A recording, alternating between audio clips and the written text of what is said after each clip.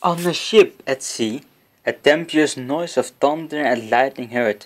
Enter a shipmaster and boatswain severely. Boatswain! Here, master, what cheer! Good speed to the mariners!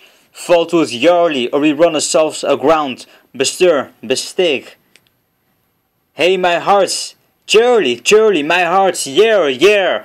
Taking the top sail, then to the master's whistle, blow to the burst thy wind, if room enough!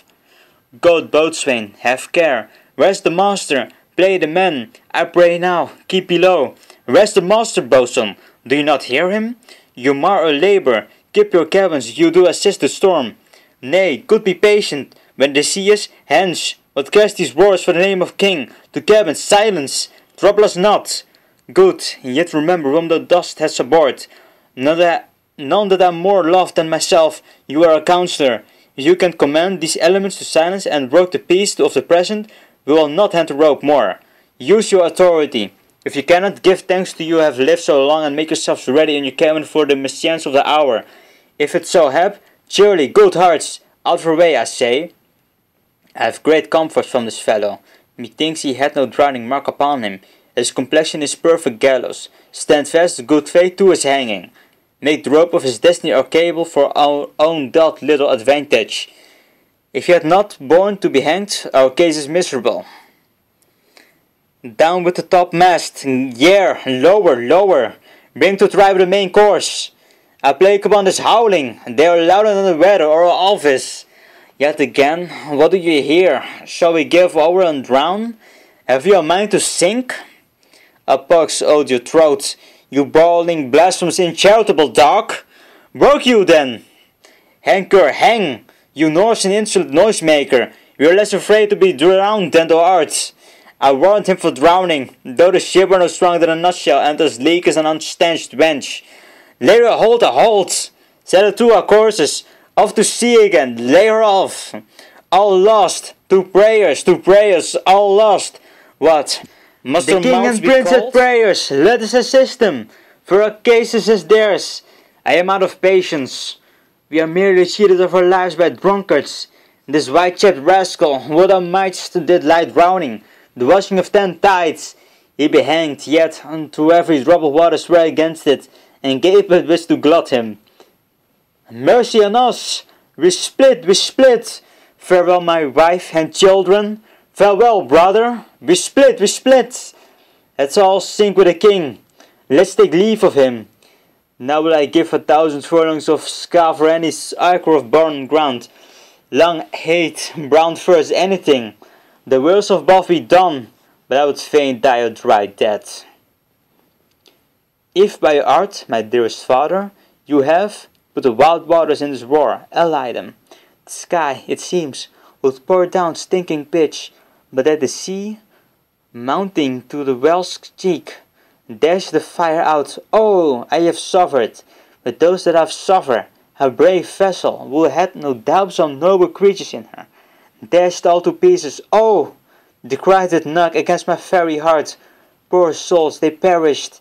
Had there been any god of power, I would have sunk the sea within the earth, or it should the good ships so have swallowed and the falling souls within her.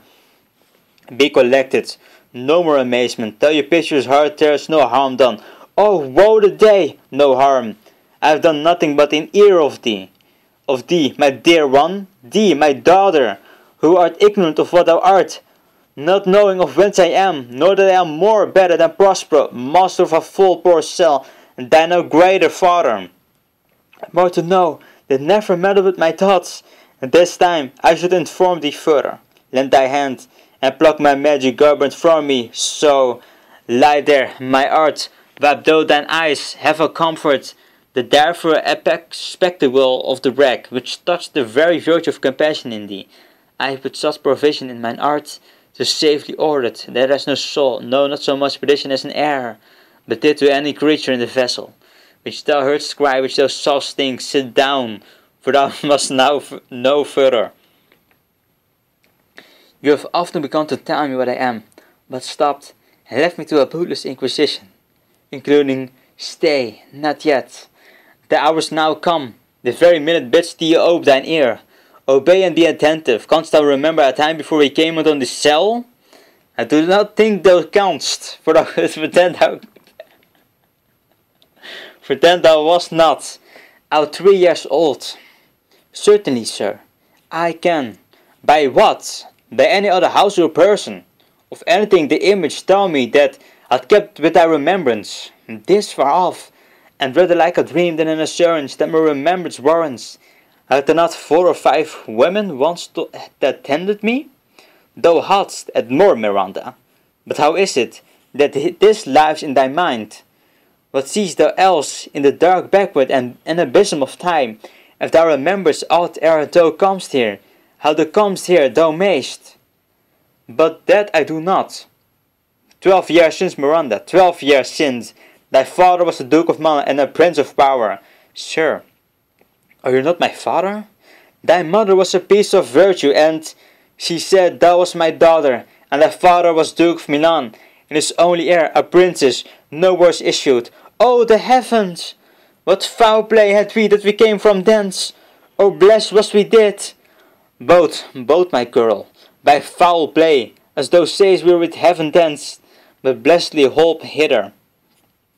Oh, my heart bleeds to think oh the teen that I've turned you to, which is from my remembrance. Please you further, my brother and thy uncle called Antonio. I pray thee mark me, that a brother should be so perfidious. He whom next thyself of all the world I loved, and to him put the marriage of my state, as said at the time, through all the signorities, it was the first and prosperous of prime duke, being so reputed in dignity, and for the liberal arts without a parallel, those being all my study, the government I cast upon my brother, and to my state grew stranger, being transported and wrapped in secret studies. Thy false uncle, dost thou attend me?